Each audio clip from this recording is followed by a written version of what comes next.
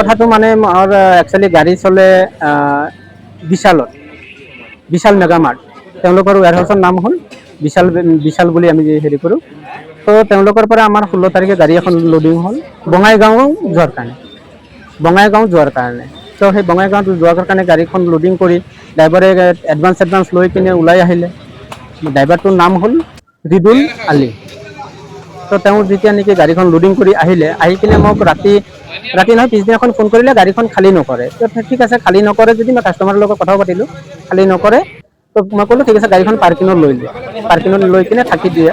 থকাৰ পিছত তুমি তাতে যেতিয়া খালী কৰে মই কৈ দিম, তেতিয়া মই গাড়ীখন লগাই দিবা। আচ্ছা, তাৰ পিছৰ দিনাৰ পৰা তেওঁৰ মোবাইল চুইচ অফ নাই।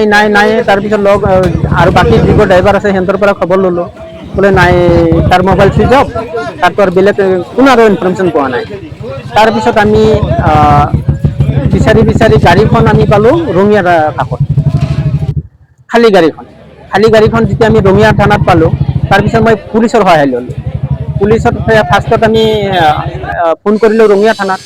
ৰঙিয়া থানা ক'লে বোলে আমি কেছটো নলওঁ, আমি এইটো ল'ব আপোনাৰ যোনটো য'ৰ পৰা লোডিং কৰিছে তাৰে কাষত, সেইটো জেগাটো হ'ল আজাৰা থানাত যেতিয়া নেকি আমি খবৰ কৰিলোঁ, মই গৈ কিনে FIR কৰিলোঁ। FIR কৰাৰ পিছত তেওঁলোকে ধৰকচোন বাহিৰে ইনফৰমেশ্যন কৰি কিনে ইয়াতে বিষ্ণুপুৰ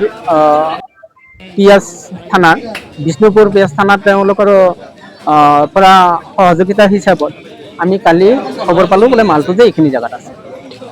এইটো পুলিচৰ সহযোগত পুলিচৰে হয়, বিষ্ণুপুৰ থানা বুলি, মানে দৰঙৰ দৰং ডিষ্ট্ৰিক্ট মংগলদৈ এৰিয়া পৰে নেকি এইটো জেগাটো। একচুৱেলি এইটো চাগে চিপাঝাৰ পৰিব, চিপাঝাৰ বিষ্ণুপুৰ বুঢ়া আউটপোষ্ট তেওঁৰ থানাৰ জৰিয়তে আমি মালখিনি ইয়াতে পাই গ'লোঁ। কোনে আনিছিলে এতিয়া কিবা ইনফৰমেশ্যন? ড্ৰাইভাৰটো হ'ল ৰিদুল আলী। কৰায়ত্ব হৈছিলে? নহয়, তেওঁ এতিয়া পলাতক আছে, তেওঁক এতিয়া আমি পোৱা নাই। সেইটো আমাৰ পুলিচে চাব তেনেকুৱা। ইয়াতে যে থাকিলে মালখিনি আপুনি কেনেকৈ খবৰ পালে? নাই, পুলিচৰ পৰাই যোগাযোগ হৈছে। হয়, আপোনাৰ বুঢ়া আৰক্ষীয়ে সহযোগিতা আগবঢ়াইছে? আৰক্ষীয়ে সাহায্য কৰিছে।